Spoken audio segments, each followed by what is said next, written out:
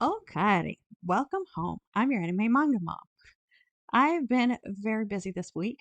I've started a couple of new anime. I've been watching some comfort animes just because, you know, I just needed a little more of my old tried and trues, more of my old favorites. I've started watching My Hero Academia again in Japanese subtitle. I've watched it in English far more than I have in Japanese, but haven't watched anything in Japanese for a while, and so I really needed to, you know, brush up my uh, listening skills. So I'm watching My Hero Academia in Japanese, and I'm also watching one that was recommended to me, and it's The Angel Next Door Spoils Me Rotten. It's really cute, kind of like Gender Swap Toradora, but it's so slow. I don't I don't know if it's for me, but I mean it's cute and it was recommended to me, and so I will continue watching it. But and it's great, Japanese listening uh practice. So I think I'll stick with it. It's good in that sense, but it just doesn't seem believable, I guess. Uh which I watch some crazy stuff, so I don't know why I said believable, but like it's so normal except for the aspect of the situations, And I just think that teenagers are a little more unpredictable than these characters are. And so I wonder, I figure it's a cultural thing, and there's a lot of cool like traditions and stuff that you get to hear about, learn about, but nothing that stands out to me. Anyway, beside the point, I'm watching it. It's cute. Um and I'm watching My Hero Academia, and I've started Fruits Basket 2001. Mostly because I wanted to watch Fruits Basket again, and I needed a good excuse for it. So I'm like, you know what? I haven't watched 2001. I will see it. I will be able to compare the two. And I'm very torn right now. But I'm not into it enough to really talk about it. I gotta get a few more reference points down so that I can give you something that's more nuanced than, oh, I like this one better.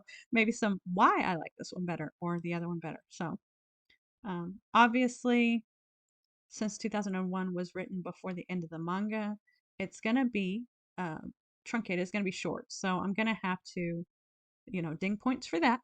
And the like, it's gonna have I guess, a different ending. So, but who knows? Sometimes you want to go a different route with an ending. Anyway, that's one that I'm gonna have to read the manga on too. I've started it a couple of times, but I often don't remember where I left off, so I have to start it again or skip ahead. And it's just more important than that to me, so I want to wait until I have a good chunk of time that I can devote to that. Anyway, so it's also my son's birthday on Monday, so we went out Friday to Hibachi and celebrated. He even got happy birthday sung to him. Our hibachi chef pulled out a ukulele and played it, and it was great. So it was fun. Highly recommend. But a long time ago, on a TikTok, there was a few questions. It was about what is your first anime? What is the anime that got you thinking about how much you love anime? And for me, the answer to the second question was definitely My Hero Academia. I can't tell you how much I love it because there are so many wonderful anime that I think are more popular. I mean, I don't know. I guess My Hero Academia would be like mainstream popular, but amongst anime lovers, I think because it's got so much buzz and because it's so mainstream, a lot of people don't like it. But I think it is mainstream because it's a work of art. It's fantastic. I mean, I don't have the complete soundtrack to anything. I do have a couple of soundtrack songs, but the whole soundtrack I have to My Hero Academia.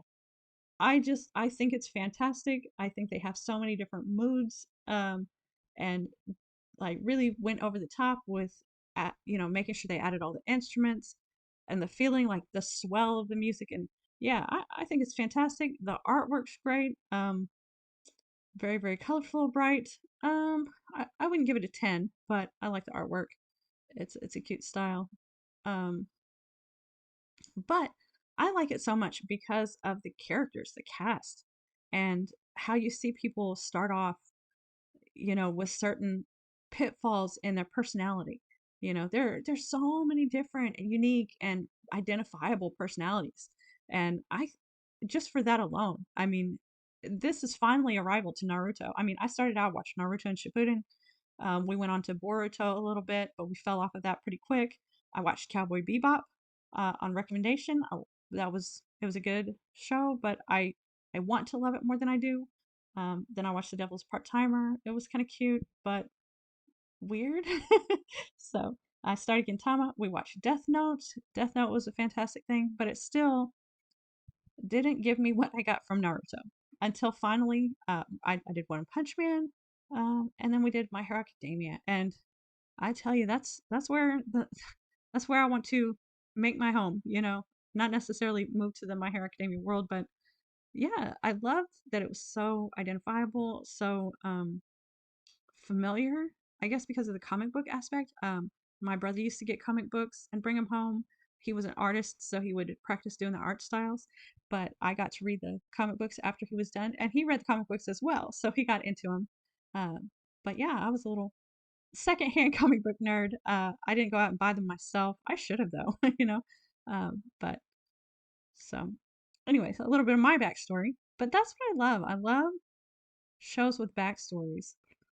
But yeah, when you feel like you could meet a character in real life and they'd be actual, you know, they've got enough depth, they've got their own fears, they've got their own dreams, they've got their own hang-ups, you know.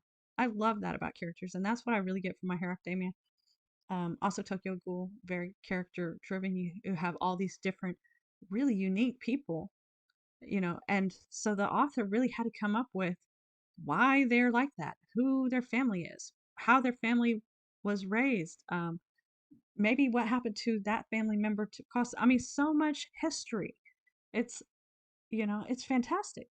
Um, Hunter x Hunter, also very, very good. I started it thinking it was going to be a bit juvenile, especially with the age of the characters and the art style. But the about the end of the tournament arc, not the tournament, but is it the Hunter's exam? About the end of the Hunter's exam, the older man, he was giving Gon or Killua, I don't know, one of them, a speech, and I was just like, wow, this is actually really good. I mean, these are the life lessons that you want your kids to be learning. These are fantastic speeches, and if the kid gets really into this and takes it to heart, I'm all for it, you know? Now, granted, they're not all great, and even the villain speeches is like, now you understand why some people are the way they are, because these are not just villain speeches. These are styles of philosophy. These are what drives people. So I think it's really great to be aware of these points of views and to see the hero, you know, struggle and learn and grow. You know, anime is wonderful. So keep watching it. I'm going to keep watching it. I'm going to have some comparisons on Fruits Basket. I also started a new one called Seven Seeds. And it's, I typed in comedy anime because I was like, you know what, Violet Evergarden was pretty harsh, um, emotionally speaking. And it was another war epic, and I was like, I was trying to get a little bit away from those, but I kind of fell back into it. So I was like, I typed in comedy anime. I'm scrolling through. I'm noticing some of the recommendations I've already seen, and they're completely not comedy. Uh, some of them are straight up horror comedy or horror anime. Some of them are, you know, very emotionally heavy and whatnot.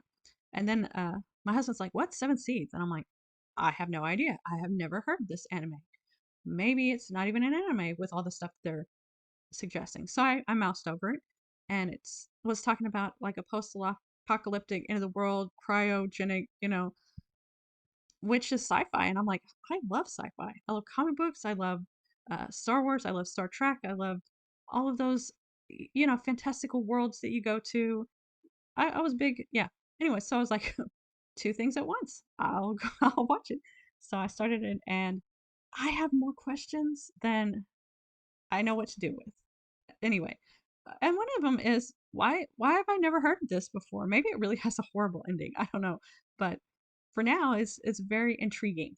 It kind of gives me Walking Dead vibes. I don't know why. I can't put my finger on it. It's like not all post-apocalyptic stuff gives me Walking Dead vibes, but this one does. Anyway, so give me your recommendations. I'm well, kind of starting out a whole bunch of stuff, so it might be a little while before I can get to it, but I would love to hear your thoughts.